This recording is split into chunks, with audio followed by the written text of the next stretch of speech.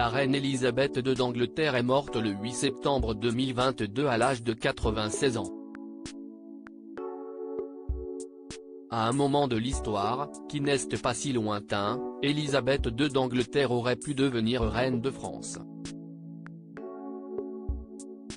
La France de Guy Mollet aurait été prête à intégrer le Commonwealth.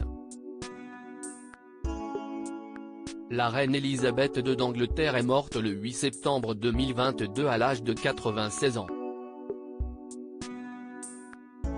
Après 70 ans de règne, la grand-mère des princes William et Harry quitte ce monde entourée de tous ses proches. La reine Elisabeth II était une souveraine respectée par tous. Quelques années après l'accession de la mère du prince Charles, désormais Charles III, au trône, elle aurait pu également devenir reine de France. Si c'était le cas, le problème des refus de quelques maires de France de mettre en berne les drapeaux français ne se poserait même pas. La BBC avait révélé le 15 janvier 2007 que la France de Guy Mollet avait proposé une union de la France à la Grande-Bretagne, rapporte Le Monde. La BBC s'est appuyée sur des archives officielles britanniques pour cette déclaration pour le moins étonnante.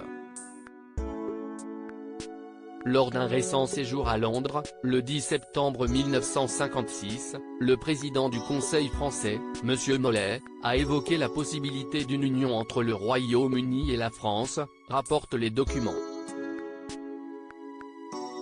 D'après la BBC et le document des archives britanniques, déclassifié il y a une vingtaine d'années comme le précise Le Monde dans son article du 17 janvier 2007, le Premier ministre britannique Anthony Eden avait rejeté la proposition de Guy Mollet.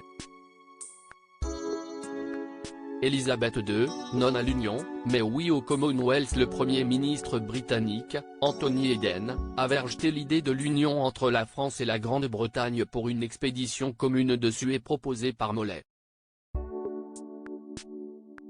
Par contre, l'ancien Premier ministre britannique aurait été intéressé par l'idée que la France intègre le Commonwealth. Si cela avait été le cas, la France aurait ainsi accepté la souveraineté de la reine Elisabeth II.